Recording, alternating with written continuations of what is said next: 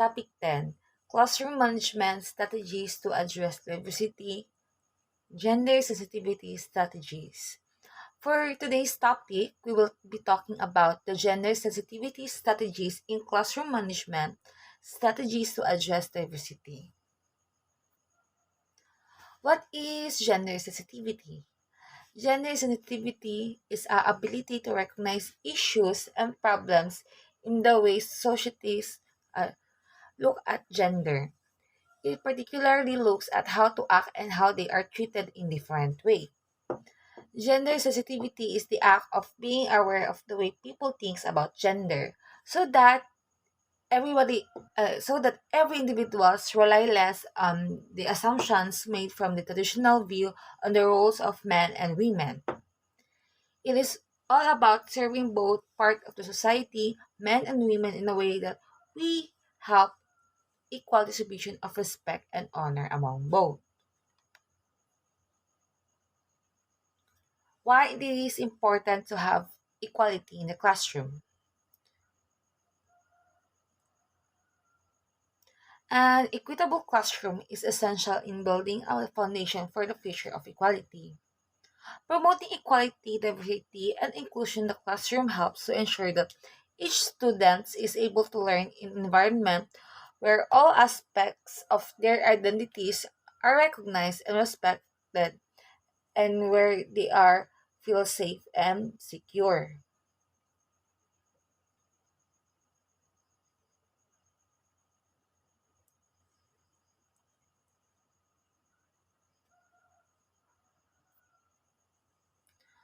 Why gender sensitivity?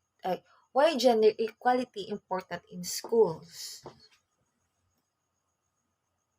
Achieving the gender equality in education means that boys and girls will have equal opportunities to realize their full human rights and contribute to and benefit from economic, social, cultural, and political development. It is a way of thinking that fosters respect and compassion for others regardless of their differences.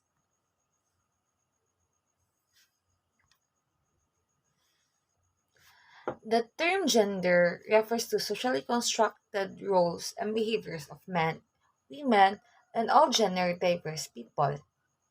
It influences how people perceive themselves and each other, how they act and interact, and the distribution of power and resources in society. Schools and homes are the basic sources of development of the understanding of gender and gender relations. The root cause of gender bias is the patriarchy prevalent rather dominantly. Despite the seismic shift in how youth perceives gender, the culture propagated by our educators and families are still strongly binary in nature. How can you promote gender equality in your classroom? The following are the 6 ways of promoting gender equality in classroom. First, be reflective and be objective. First, pay attention to the trends above and do your best to offer a more gender neutral response to students. You may feel like you already do a good job of this, but it can be difficult to judge your own teaching objectively. It may help to record a video of your classroom in order to take a closer look at your own teaching methods and interaction with students. Number two, getting feedback from colleges and students. Considering getting feedback from colleges on any differences, they may notice that you don't for further consider getting similar feedback from the students themselves using an anonymous comment box. Consider questions such as, do you notice any differences in how I treat boys and girls? What do I need to know about you in terms of gender to teach you well? Have I made you feel good or bad in regards to your gender at any point?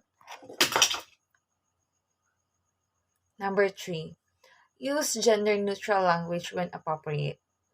You can also alter the language within your lessons to help expand students' perspectives beyond gender stereotypes.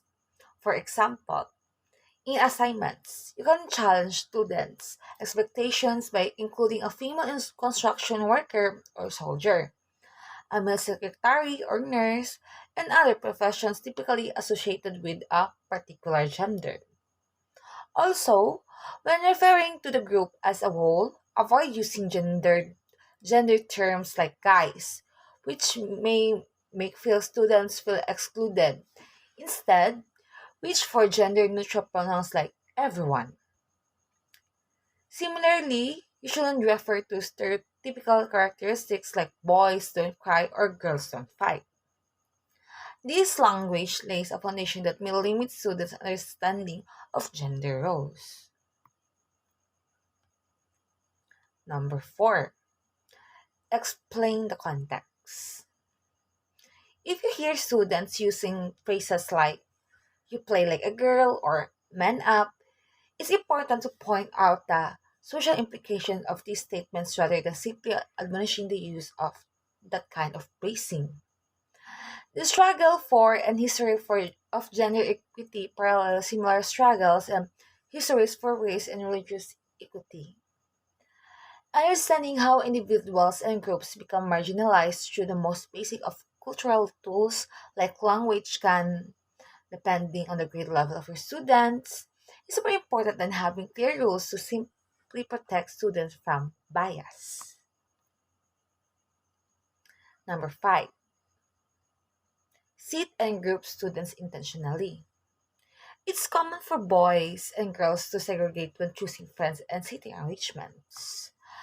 Teachers sometimes encourage this by asking girls and boys to form separate lines in the hallway or even organizing separate sports activity for each group.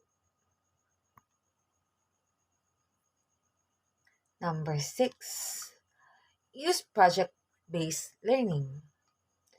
You can also be intentional about integrating a mix of boys and girls with a small group projects. The work can be purely academic, with the lessons on gender equity indirect and implicit. By working together, girls and boys can, if supported well, better understand the nuisance of individual behaviors rather than stereotyping girls and boys. Projects can also be created and uh, Projects can also be created to explore concepts in and around gender and cultural equity, or to do work in select spaces and communities to nurture the growth of healthy human interdependence. These trends aren't true for every teacher or every group of students, but they are worth considering as you attempt to curb gender biases within your teaching methods. Gender disparity is only one facet of a much larger issue of equity within education.